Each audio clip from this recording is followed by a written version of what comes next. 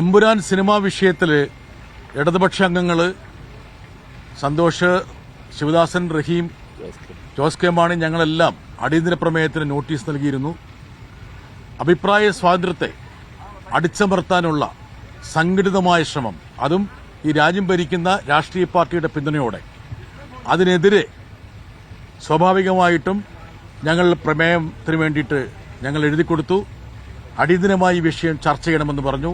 ഇത് കേരളത്തിലെ മാത്രം വിഷയമല്ല, ഭരണഘടന വിഭാവനം ചെയ്യുന്ന freedom of speech and expression ആവിഷ്കാരത്തിനെതിരെയുള്ള ഒരു കടന്നാക്രമണമാണ്. ഇതുവരെ ഇന്ത്യയിൽ സെൻസർ ചെയ്തിട്ട് റിലീസ് ചെയ്ത് സിനിമകളിൽ ഓടിക്കൊണ്ടിരിക്കുന്ന ഒരു സിനിമയെ സമ്മർദ്ദത്താൽ വീണ്ടും തിരിച്ച് സെൻസർ ചെയ്യിപ്പിച്ച് മുറിച്ച് അംഗച്ഛേദം നടത്തി വീണ്ടും തിയേറ്ററിൽ എത്തിക്കുക, അത് സംബന്ധിച്ച് നടന്ന ചർച്ചകൾ. ഇത് മാത്രമല്ല, സിനിമാ പ്രവർത്തകരെ രാജ്യദ്രോഹികളെന്ന് വിളിക്കുന്നു, സിനിമയിലെ ദൃശ്യങ്ങളെ പരിഹസിക്കുന്നു. ഈ രീതിയിലാണ് നമ്മുടെ ജനാധിപത്യ പ്രക്രിയ പോകുന്നതെങ്കിൽ അത് ഗുരുതരമായ പ്രതിസന്ധി ഉണ്ടാക്കും. ഭരണഘടന ഉയർത്തിപ്പിടിച്ചുകൊണ്ട് സ്വാഭാവികമായിട്ടും ഈ വിഷയം ചർച്ച ചെയ്യണമെന്നാണ് ഞങ്ങൾ ഇന്ന് രാജ്യസഭയിൽ ആവശ്യപ്പെട്ടത്.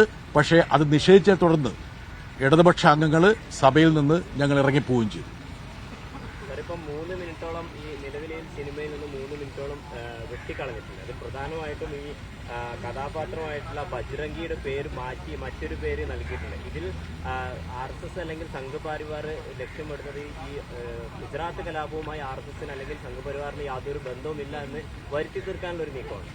ഗുജറാത്ത് കലാപത്തെ മുൻനിർത്തി ഇന്ത്യയിലെ കോടതികളിൽ ഉണ്ടായിരുന്ന കേസുകൾ എന്താണ്? എല്ലാവരും ശിക്ഷിക്കപ്പെട്ടില്ലെങ്കിൽ പോലും കുറെ ആൾക്കാർ ശിക്ഷിക്കപ്പെട്ടല്ലോ, കുറെ ആൾക്കാർ ജയിലിലുണ്ടായിരുന്നല്ലോ. ജയിലിൽ നിന്നൊക്കെ അവരെ നേരത്തെ മോചിപ്പിച്ച് അവരെയൊക്കെ പൂമാലയിട്ട് സ്വീകരിച്ചിരുന്നല്ലോ. ആ കുറ്റവാളികളുടെ പ്രൊഫൈൽ എന്താണ്, അവരാരായിരുന്നു എന്ന് പരിശോധിച്ചാൽ മതിയല്ലോ. 2000-ഓളം മുസ്ലിങ്ങൾ ഗുജറാത്തിൽ കൊല്ലപ്പെട്ടത് പനി വന്നിട്ടോ അല്ലെങ്കിൽ ഏതെങ്കിലും കോവിഡ് വൈറസ് വന്നിട്ടൊന്നുമല്ലല്ലോ, അവരെ കൊലപ്പെടുത്തിയതല്ലേ. മാത്രമല്ല, കഴിഞ്ഞ ഏതാനും മാസങ്ങളിൽ ഏതാനും വർഷങ്ങളിൽ ഇന്ത്യയിൽ ഇറങ്ങിക്കൊണ്ടിരിക്കുന്ന സിനിമകൾ എന്താണ്? ഇപ്പം ഈ പറഞ്ഞ ഗോത്ര പ്രശ്നത്തെ മുൻനിർത്തിയിട്ട് സബർമതി റിപ്പോർട്ട് വന്നു. അതിനെക്കുറിച്ച് ആർക്കും പരാതി ഉണ്ടായിരുന്നില്ലേ? പ്രധാനമന്ത്രി തന്നെയല്ലേ അത് സംബന്ധിച്ച് പ്രസ്താവന ഇറക്കി. ആ പടം എല്ലാവരും കാണണമെന്ന് പറയുന്നത്. കാശ്മീർ ഫയൽസ്, കേരള സ്റ്റോറി, അതായത് നട്ടാക്കുരുക്കാത്ത കളവല്ലേ യഥാർത്ഥത്തിൽ കേരള സ്റ്റോറിയിലൂടെ പറഞ്ഞത്.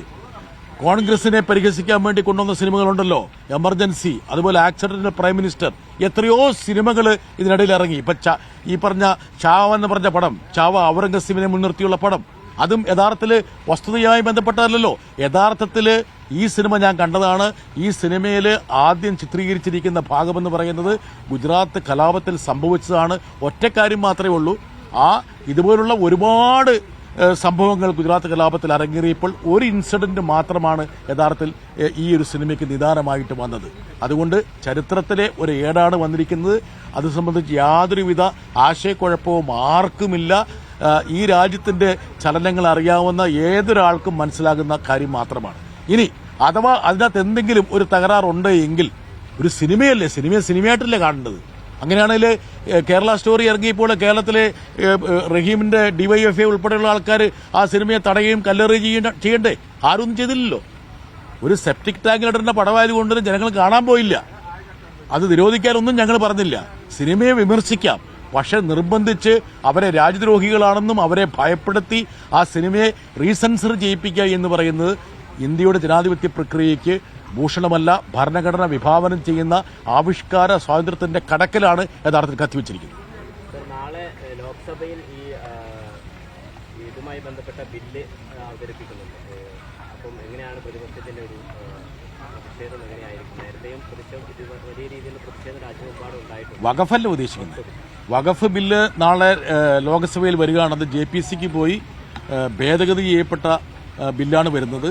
യഥാർത്ഥത്തിൽ ആ ബില്ലിന്റെ വ്യവസ്ഥകൾ എന്താണെന്നുള്ള കാര്യം പുറത്തു വന്നിട്ടില്ല. ഇതുവരെ ബില്ല് സർക്കുലേറ്റ് ചെയ്തിട്ടില്ല. യഥാർത്ഥത്തിൽ നാളെ അവതരിപ്പിക്കുന്ന ബില്ല് എത്രയോ മുമ്പ് യഥാർത്ഥത്തിൽ സർക്കുലേറ്റ് ചെയ്ത് അംഗങ്ങൾക്ക് ഭേദഗതി സമർപ്പിക്കാനുള്ള ഒരു അവസരം ഉണ്ടാക്കേണ്ടതാണ്. പക്ഷേ ഇപ്പോൾ ഞങ്ങൾ മനസ്സിലാക്കുന്നത് നാളെ 12 മണി മുതൽ ലോക്സഭയിൽ ചർച്ച നടക്കും. ലോക്സഭ പാസാക്കിയ ശേഷം പിറ്റേന്ന് വ്യാഴാഴ്ച രാജ്യസഭയിലേക്ക് വരുമെന്നുള്ളതാണ്.